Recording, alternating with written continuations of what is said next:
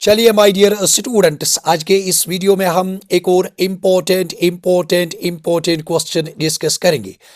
My dear students, अगर आज के क्वेश्चन की बात करेंगे, आज का क्वेश्चन क्लास 11th स्टूडेंट्स के लिए है और इस क्वेश्चन को मैंने सिलेक्ट किया क्लास 11th के मैथमेटिक्स में एक चैप्टर है जिसका नाम है ट्राइगोनोमेट्रिक फंक्शंस।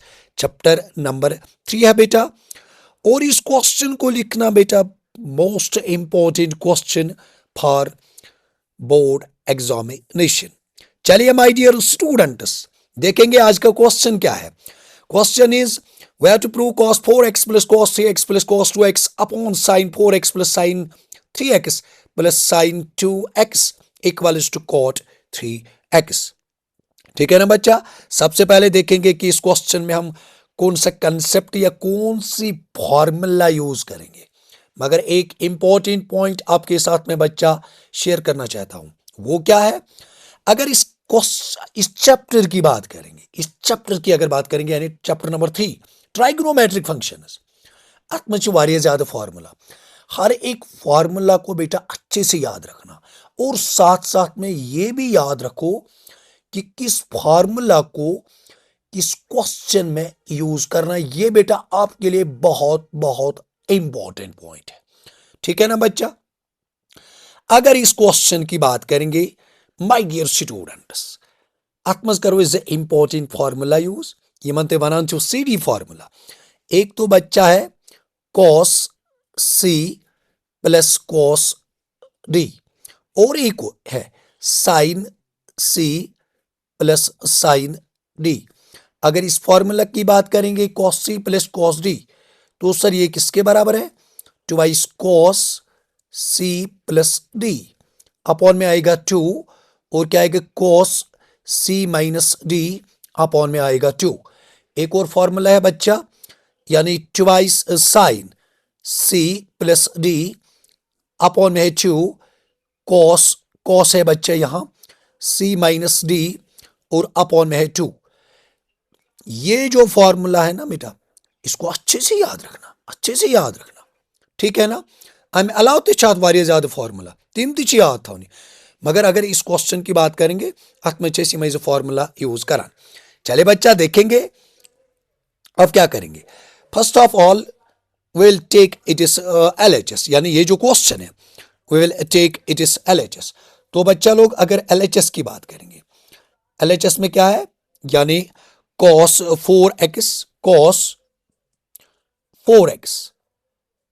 हम ग्रुपिंग यहां करेंगे, इसके साथ हम लेंगे बच्चा लोग cos 2x। ठीक है ना। ये जो cos 3x है इसको लिखेंगे लास्ट में। Same procedure in denominator, sir sin 4x, sir sin 2x। ठीक है बच्चा, और प्लस में लिखेंगे sin 3x। ठीक, यहां तक बेटा कहानी क्लियर। अब देखिए बेटा इंपॉर्टेंट सेटअप है बच्चा, यहां इंपॉर्टेंट सेटअप है यहां। अब यहां क्या करेंगे, अगर इसकी बात करेंगे sir cos c plus cos d, यानी cos c plus cos d का यूज करेंगे, यहां करेंगे sin c plus sin d का यूज। ठीक है ना बच्चा। Sir cos c plus cos d की अगर बात करेंगे किसके बराबर है, किसके बराबर है बच्चा, यह twice cos c plus d 4x plus 2x upon में आएगा 2 और क्या आएगा cos 4x minus 2x upon में आएगा 2। मगर ये जो cos 3x है इसको लिखेंगे लास्ट में। ठीक है बच्चा, यहां तक कहानी क्लियर, यहां तक बच्चा कहानी क्लियर। इसके बाद सर ये कहां से आया, cos c plus cos d का यूज किया बच्चा, twice cos c plus d upon 2 cos c minus d upon में 2। इसी तरह बच्चा यहां twice sin 4x plus 2x upon में आएगा 2, फिर क्या आएगा cos 4x माइनस 2x है ना अपॉन में आएगा 2 और लिखेंगे लास्ट में sin 3x। यहां तक बच्चा कहानी क्लियर, यहां तक बच्चा कहानी क्लियर, यहां तक बच्चा कहानी क्लियर। ठीक है ना। अब बेटा करेंगे इसको सिंपलीफाई। ठीक, देखिए बेटा अब करेंगे इसको सिंपलीफाई। ये बनेगा ट्वाइस ये बनेगा cos 4 + 2 6, ये बनेगा बच्चा लोग 3x। 4 + 2 6 x/2 ये बनेगा 3x। ये क्या बनेगा 4x - 2x 2x 2x/2 ये बनेगा cos x। यहां तक कहानी क्लियर। और क्या बनेगा cos 3x। ठीक है ना बच्चा। अपॉन में क्या है, अपॉन में देखिए बेटा क्या है, twice sin 3x। 4x + 2x 6x/2 6/2 3। Okay 4x - 2x ये बनेगा 2/2, ये बनेगा cos x।